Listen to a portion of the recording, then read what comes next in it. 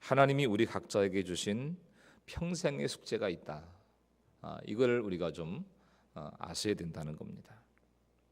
그래서 오늘 18절 말씀을 보시면 생각건대 현재의 고난은 장차 우리에게 나타날 영광과 비교할 수 없다 이렇게 말씀하는데, 생각해야 할 것과 비교해야 할 것이 있다고 이렇게 이제 말씀을 하고 있습니다.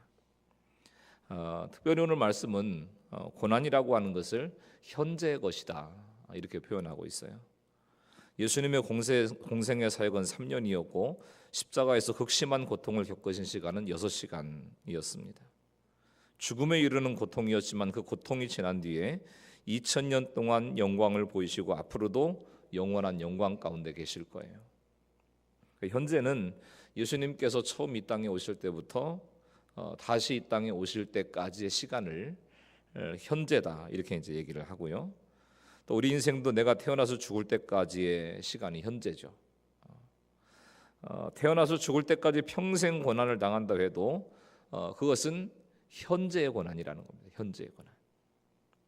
여기서 생각할 것은 내 고난이 잠깐의 고난이라는 사실이에요. 70년 고난을 당해도 잠깐이라는 것을 생각하면 천국을 살 수 있고, 그렇지 않으면 1시간 고난을 겪어도 지옥의 삶을 살 수밖에 없는 것이 우리 이제 인생의 모습이라고 하는 것입니다. 자, 그렇게 현재의 고난을 생각하고 장차의 영광을 비교하라는 것이 오늘 말씀이 우리에게 주는 메시지인 것입니다. 근데 자꾸 그걸 거꾸로 하니까 문제가 되는 거죠. 장차의 영광이 아니라 현재의 고난만 비교하고 있으니까 인생이 날마다 힘들고 슬픈 거예요. 장차 대통령이 될 남편을 바라보면서 30-40년의 고통을 기쁘게 감당했던 이 정치인의 아내들도 있죠. 우리는 예수 그리스도의 신부입니다. 대통령 부인과 비교할 수 없는 창조주 예수님의 신부인 것입니다.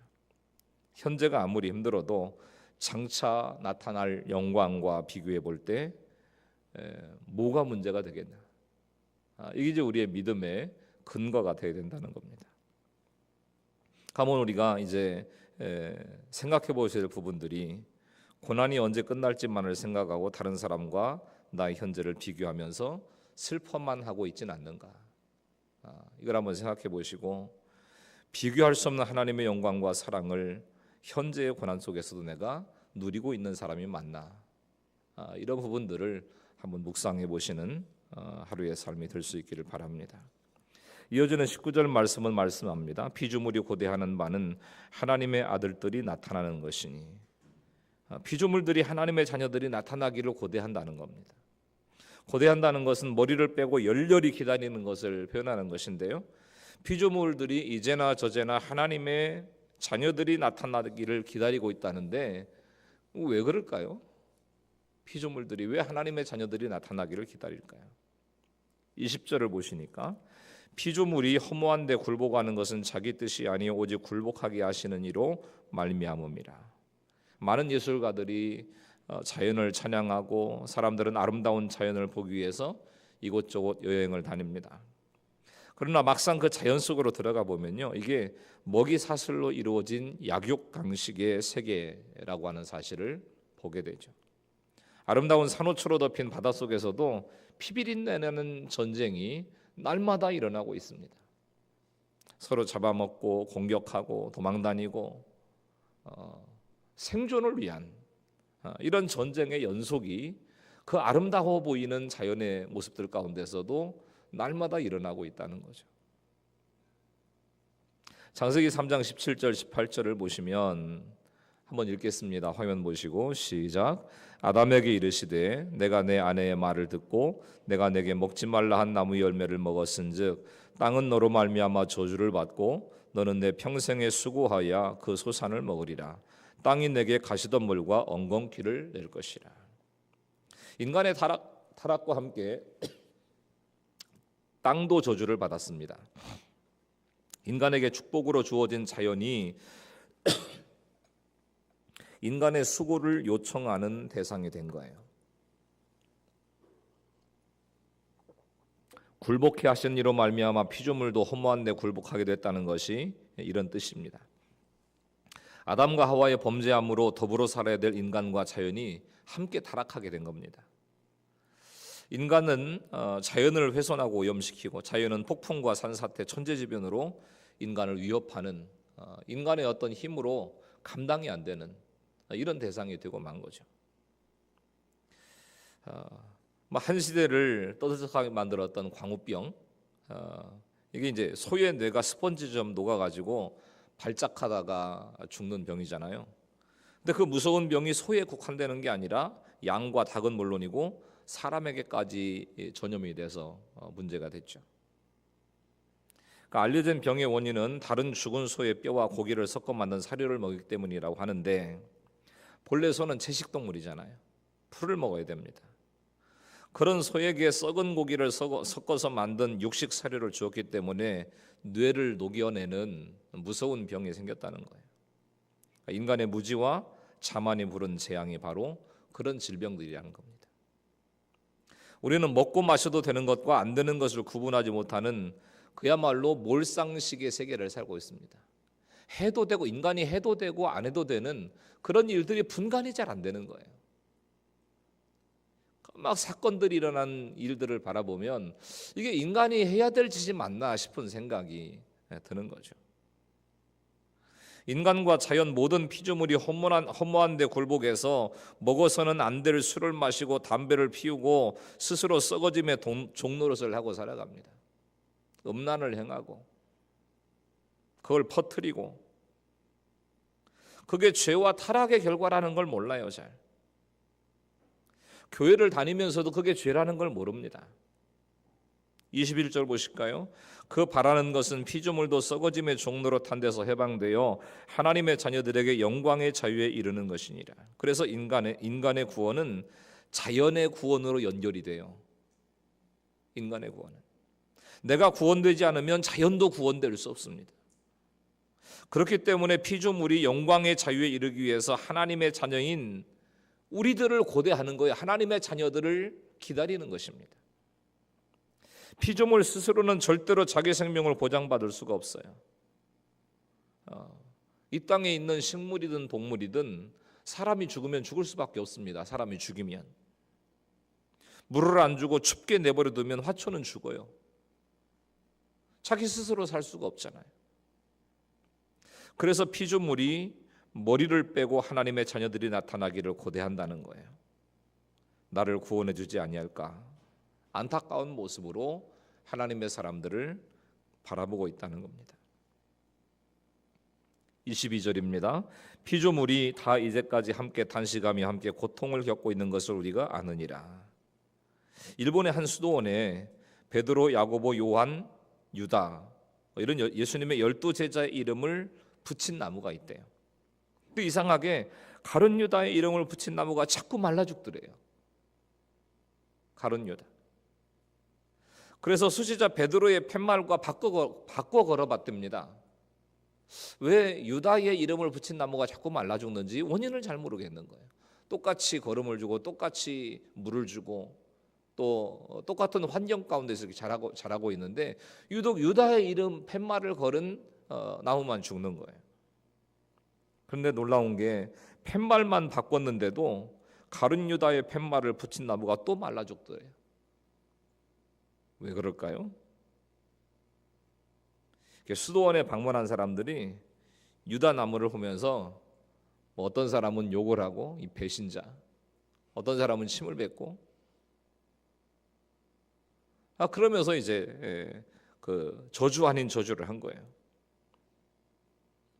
근데 이 놀라운 게 뭐냐면 나무도 인간의 행위에 반응하더라는 거죠.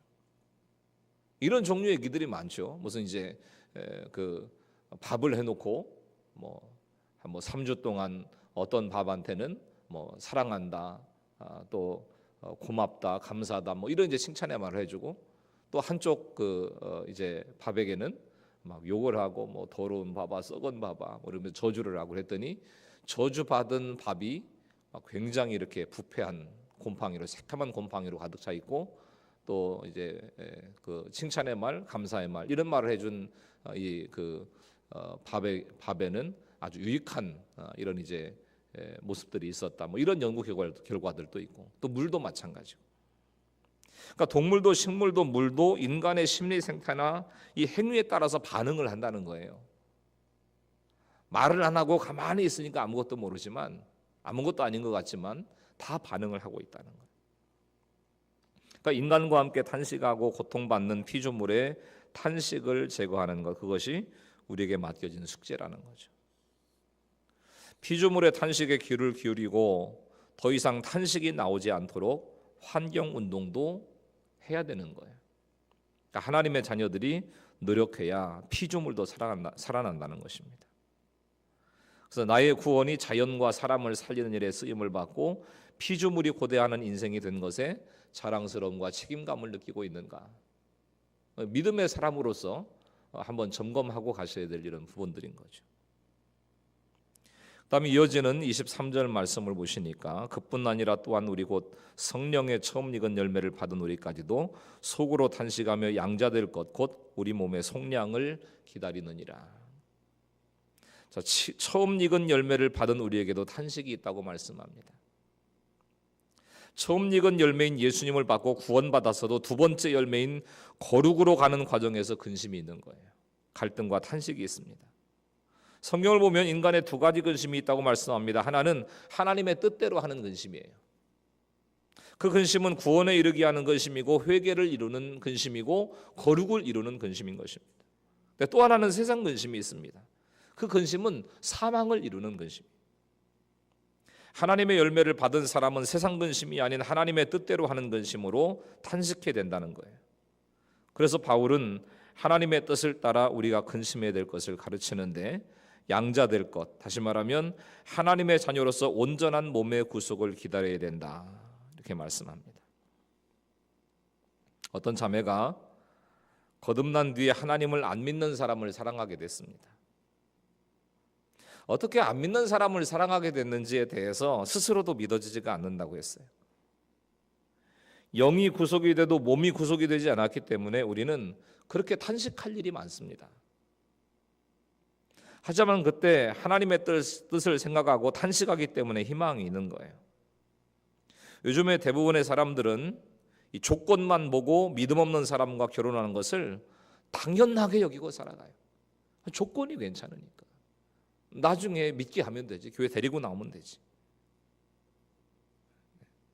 저희 가정도 이제 화목이는 하나님의 은혜로 믿음의 가정, 믿음의 남편을 만나서 새가족반을 마치고 이제 남편 이제 함께 따라서 나가는 교회에서 또 신혼부부 학교를 함께 이제 참여하고 있다, 뭐 이런 얘기를 들었어요.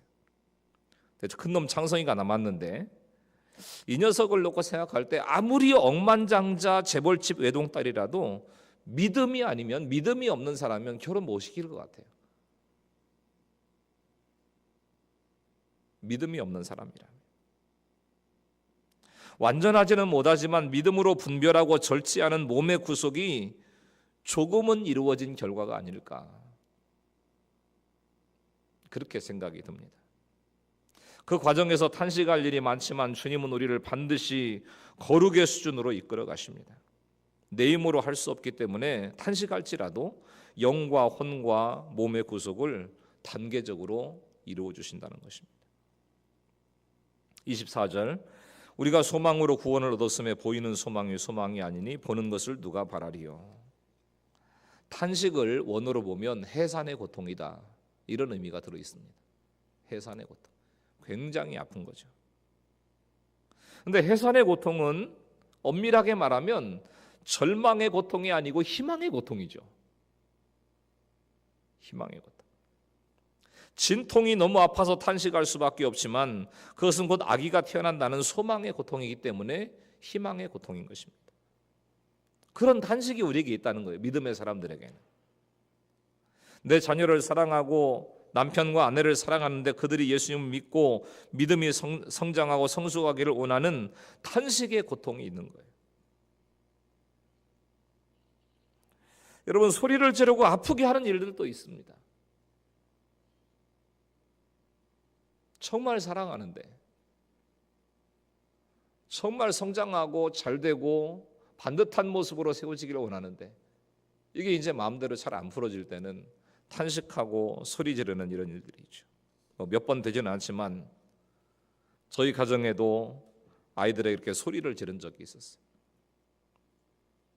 목사 아들 딸은 천사일 거라고 생각하실지 모르지만 그런 목사 아들 딸은 본 적이 없어요. 천사 같은 딸, 천사 같은 아들. 그런데 혹시 모르겠습니다. 하나 더 낳으면 천사 같은 아들, 천사 같은 딸을 낳을지도 모르겠어요. 눈물과 탄식은 다릅니다. 탄식은요, 조용히 우는 게 아니에요. 절규하면서 우는 게 탄식입니다. 우리 집안에 예수님이 임하시기 위해서 기가 막힌 탄식이 있는 거예요. 진짜 구원의 문이 열리고 생명의 문이 열리기 위해서는 기가 막힌 탄식의 모습이 있는 것입니다. 그러나 이것은 절망의 탄식이 아니고 화평의 탄식이고 소망의 고통이라는 거죠. 그 탄식을 우리 주님이 들으십니다. 25절을 보시면 만일 우리가 보지 못하는 것을 바라면 참음으로 기다릴지니라. 보이는 소망이 전부라면 예수 믿는 사람처럼 불쌍한 사람이 없어요. 그 중에 목사처럼 불쌍한 인생이 없습니다. 보이는 소망이 전부라면, 믿는 배우자를 찾다가 결혼도 못하고 있는 형제 자매들이 있어요. 믿음 때문에 보지 못하는 것을 바라고 기다리는 게 참 쉽지가 않습니다. 그런 형제, 그런 자매들을 위해서 기도하게 돼요. 기다린 만큼 주님이 친히 보여주실 장차의 영광이 있는 것을 저는 믿습니다. 조건이 좋다는 이유 때문에 기다리지 못하고 덜컥 결혼을 해버리면 결혼하고 나서 참고 기다릴 일들이 얼마나 탄식거리를 우리에게 주어지는지 몰라요. 하나님의 자녀들이 가진 소망이라고 하는 것은 기대에 찬 소원이 아니라 절대적인 확실성 위에 있는 것입니다. 인생은 잠깐이에요. 저는 60대를 향해서 나갈 인생일 거라고는 생각해 본 적이 거의 없어요. 항상 40대에 머물러 있을 줄 알았죠. 잠깐입니다. 우리가 천국에서 만날 날이 멀지 않았어요. 그러니까 여러분, 기다린 김에 확실히 기다려야 돼요. 기다린 김에 절대 타협하지 않기를 바랍니다. 타협할 수 없는 거짓말과 뇌물과 제사, 이미 타협해버린 불신 결혼과 음행 때문에 가슴 아픈 탄식이 혹시 있지는 않습니까? 나의 탄식이 구원을 위한 소망의 탄식이 되도록 끊고 참고 기다리는 훈련을 나는 잘 받고 있는지, 이게 오늘 우리가 들으셔야 될 하나님의 음성인 거예요. 다음에 26절, 이와 같이 성령도 우리 연약함을 도우시나니 우리는 마땅히 기도할 바를 알지 못하나 오직 성령이 말할 수 없는 탄식으로 우리를 위하여 친히 간구하시느니라. 우리를 위해서 성령 하나님도 탄식하신다는 겁니다. 내가 마땅히 빌 바를 알지 못하기 때문에 탄식한다는 거예요. 여러분, 혹시 지금 여러분이 뭘 구하고 받아야 될지를 알고 계십니까? 내가 뭘 구해야 되는 건지, 내가 뭘 받아야 되는지 이걸 알고 계시냐고요.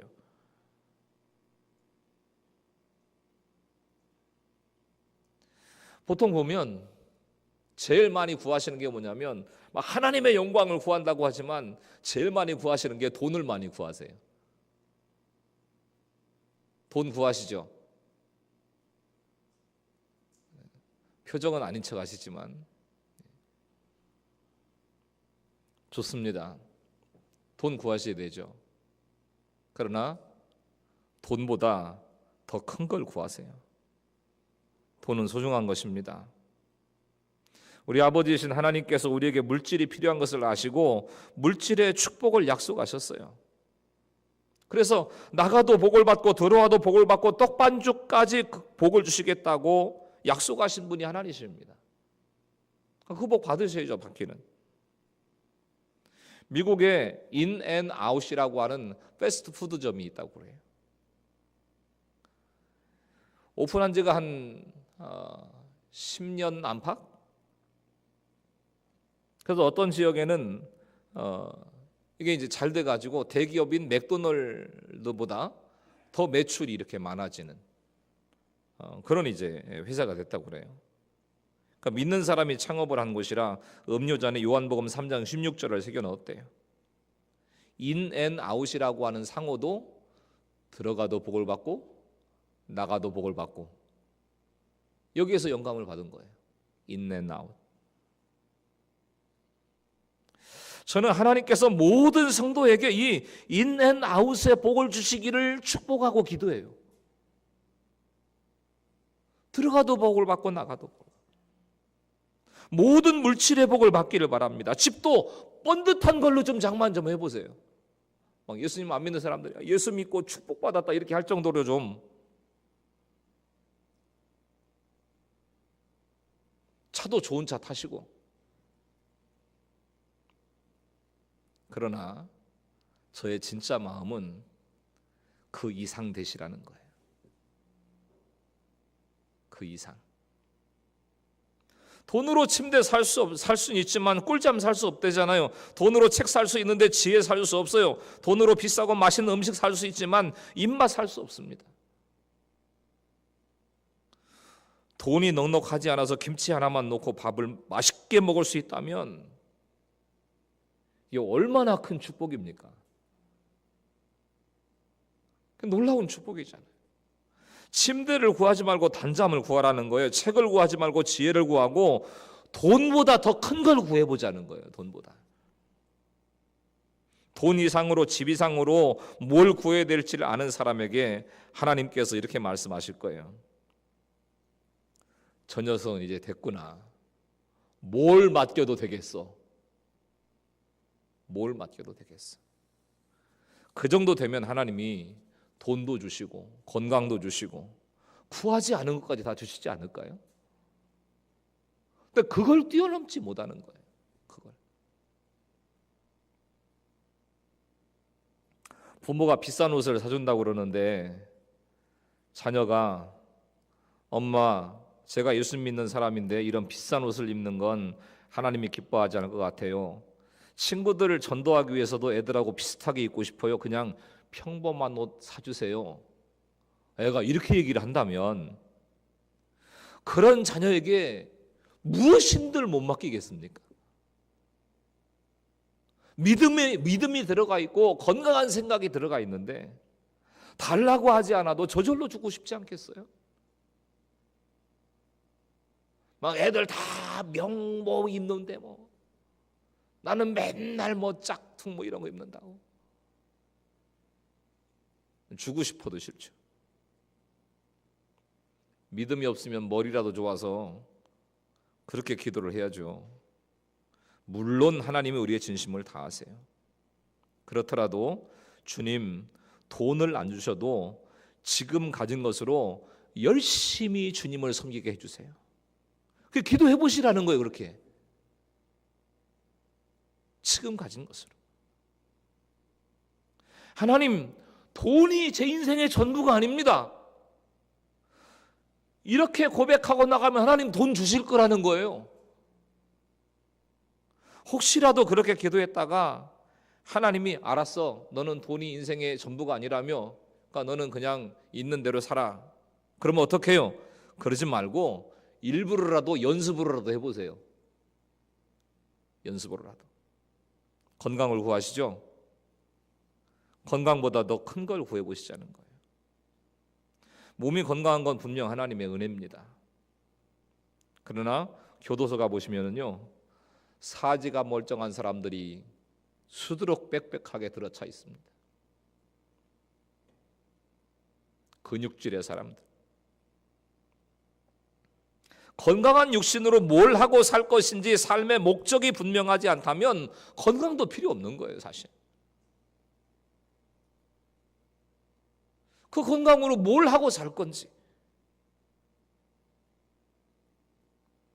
자녀의 성공적인 진학을 원하시는 부모들이 많죠. 대학보다 더 큰 걸 구하자는 거예요. 아이들에게 서울대학 가기를 원하냐? 성령 받기를 원하냐? 이렇게 물어보면 뭐라고 대답을 할까요? 희경이는 아마 성령 받기를 원합니다 그럴 거예요. 그렇죠?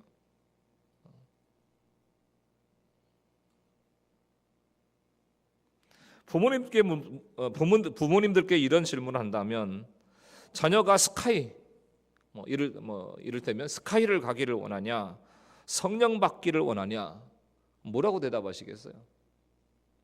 대학 보낼 엄마가 한 분밖에 안 계셔가지고 뭐라고 대답할까요? 그러면 아내들에게 묻겠습니다. 아내들에게. 남편이 돈 많이 벌어왔으면 좋겠어요? 성령 충만했으면 좋겠어요? 한현정 집사님.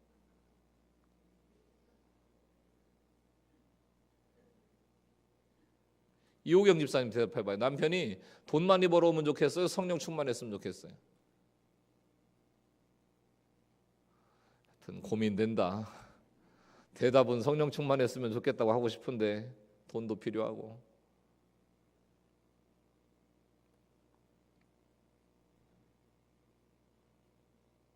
남편들도 그렇죠.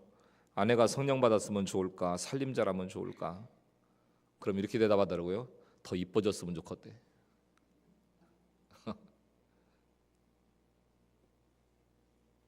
여러분, 마땅히 빌 바를 알고 구하셔야 돼요.